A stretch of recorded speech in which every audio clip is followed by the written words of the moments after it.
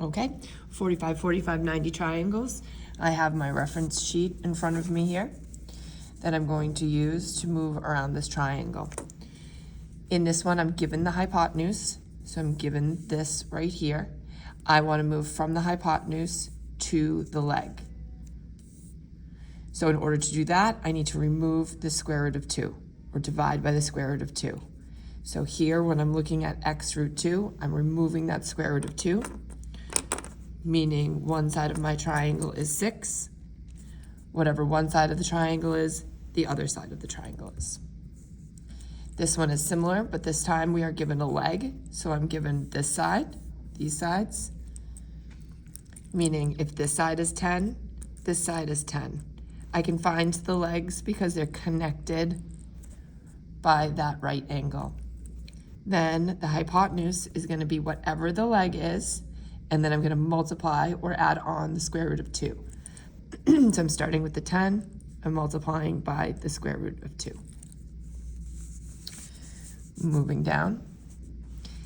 Same idea as in number 1. When I'm moving, well, let's do the other leg first. Over 2, because those match. Then when we move from the hypotenuse to the leg, we remove or take off the square root of 2. It works the same with fractions. We are just going to remove that square root of 2. Do not give me a decimal here. Leave this in fraction form. When we go from the hypotenuse to the leg, what we want to do is remove the square root of 2. This one does not have a square root of 2. So the way we get around that is to multiply by the square root of 2 over 2. Multiply tops together, multiply bottoms together. There's a secret 1 right here. Now, if you can simplify, you need to. We can never divide into the square root, but we can divide these whole numbers. So 10 divided by 2 is going to be 5, and then we still have a square root there. And again, that will be for both of the legs. Let's see.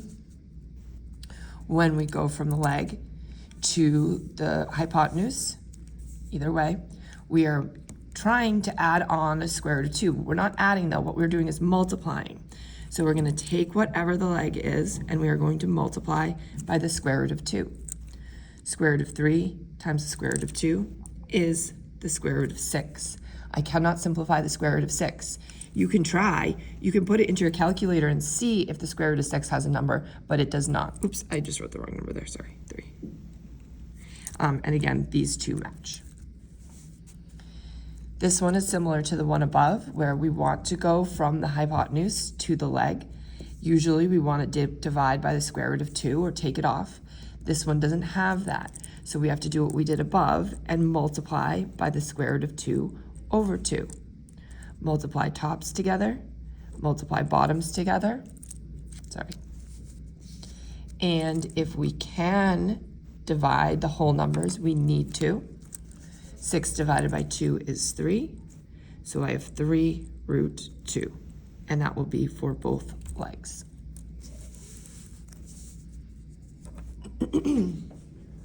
When we go from a leg to the hypotenuse,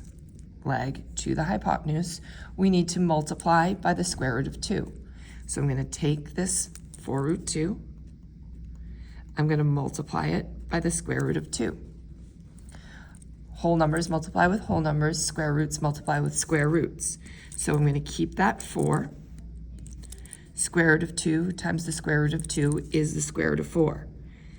Now, when you put the square root of 6 into your calculator before, you came out with a decimal. It doesn't have a perfect square. But if we put the square root of 4 into your calculator, you will see that the answer is 2. Up here, what we have is 4 times the square root of 4.